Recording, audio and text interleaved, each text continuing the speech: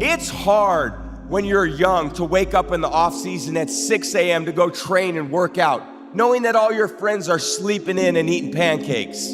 It's hard when you're on your way to practice, weighed down with all your gear, and it's 90 degrees out and all the other kids are at the pool or at the beach, and your body is already completely exhausted from workouts in 2 days. But understand this, life is hard. To be successful at anything, the truth is you don't have to be special. You just have to be what most people aren't. Consistent, determined, and willing to work for it. No shortcuts.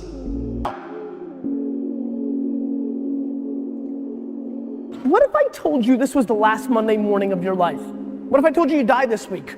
Would you complain about your crap job or that test you don't want to take? I doubt it. You would go much higher level thinking. Well, that's really what it takes. It takes understanding that if you're not pumped right now, if you're begrudging what you're about to do, if you're not looking forward to it, look, I respect practicality. You gotta go through school because your parents want to. You gotta pay your rent. You got student loans. I get it. But please recognize the world we're living in. I just don't get the mentality of being head down sad on a Monday morning. I'm gonna make Monday morning I'm gonna make you Saturday Monday morning. That's what I wanna do every morning, and that's what I want from you. Please, take a step back and think about how awesome it actually is. One day you might look up and see me playing the game at 50. Oh, don't laugh. Don't that. Never say never. Because limits, like fears, are often just an illusion. You got 24 hours in a day. 8 hours you sleep, right? And most people work a 9 to 5. So 8 hours you working. 16 hours. Okay, so we have 16 hours. We got breakfast, lunch, and dinner. So we had 19? It take you an hour to get ready. So we had 20 hours. So you guys cannot spend 4 hours going talking about, oh, they lying, oh, I like this photo. Oh, they faking, sending photos to other people. Y'all got to get focused. I'm where I'm at because I'm focused. Tunnel vision, I'm focused on what I got to do.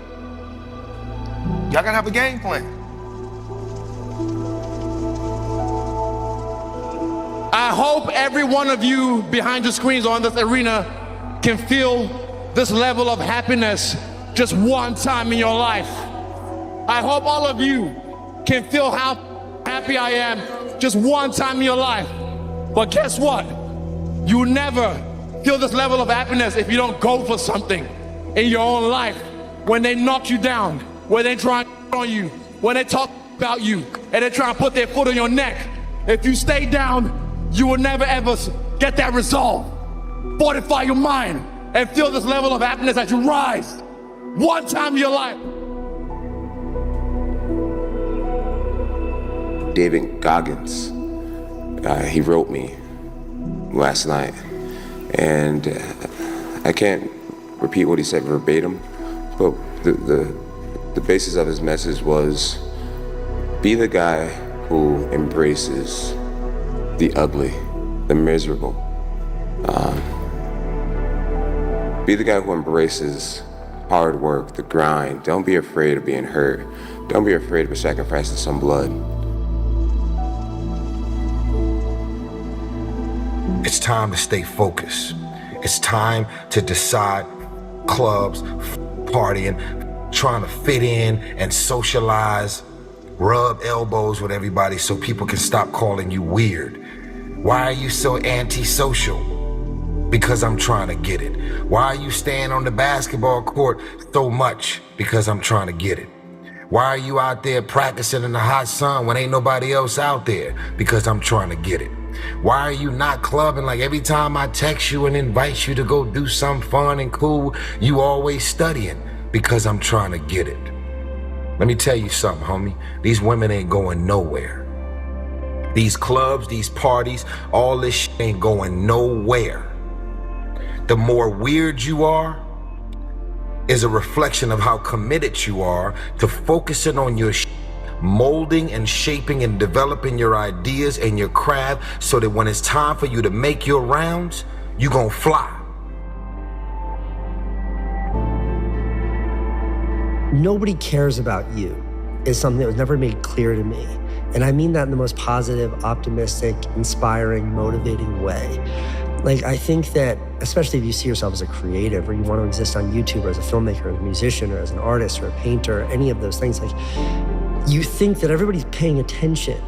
And because of that, it kind of controls how you think. And even when I was young and fearless and nothing to lose, I was still so cognizant of, like, how are people going to react to this and what's the best way to do, like, I was so aware. And the reality is nobody gives a shit. Everybody is so focused on themselves in this world. Nobody has time for you. And the sooner you accept that as a creative person, the sooner you're free.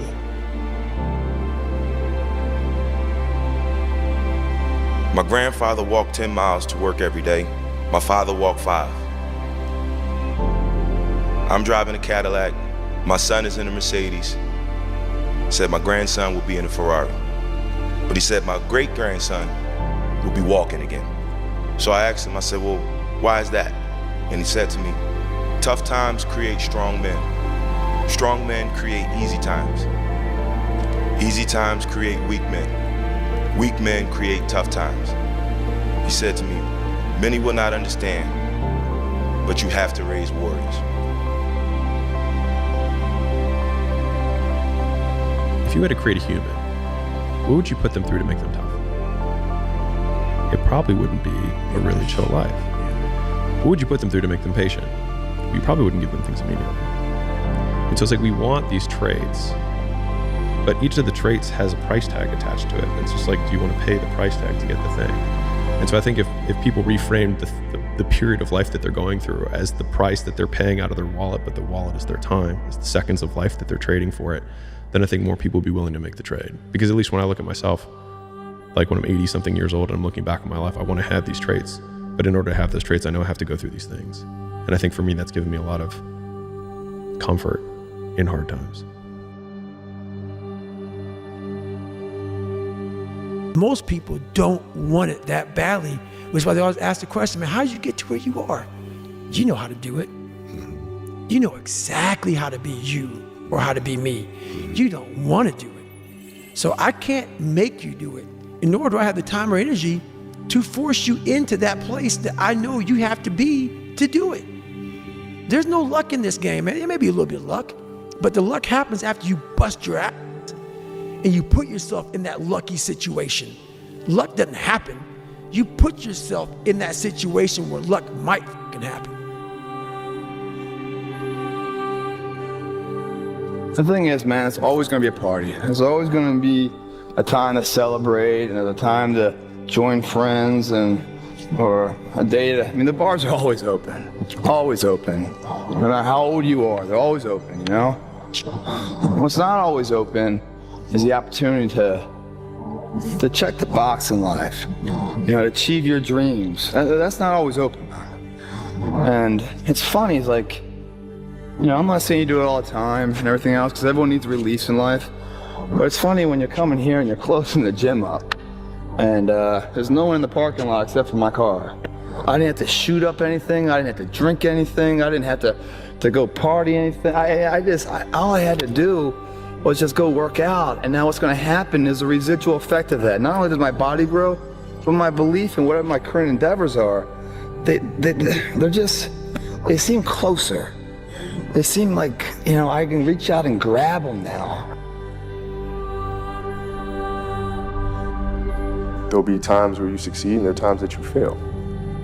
So wasting your time doubting whether you're going to be successful or not is pointless.